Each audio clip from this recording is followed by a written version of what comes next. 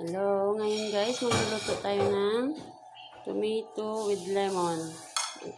Patunaw na ako ng butter. Then, 2 garlic.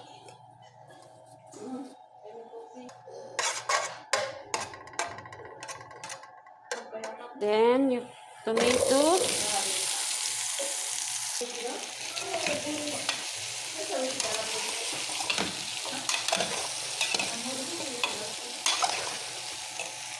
One lemon juice.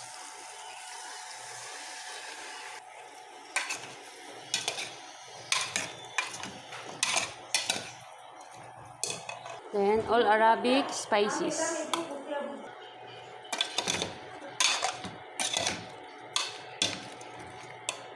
Then, pahinaan natin ng sobrang hinang apoy.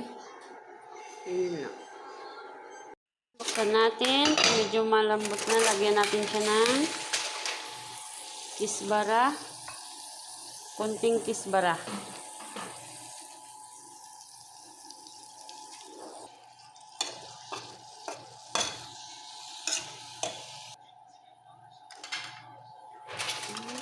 Takpan natin ulit. Mga 5 minutes. Ready to cook na.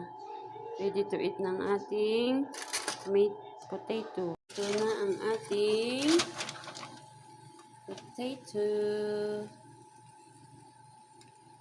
Yan ang ating potato with lemon.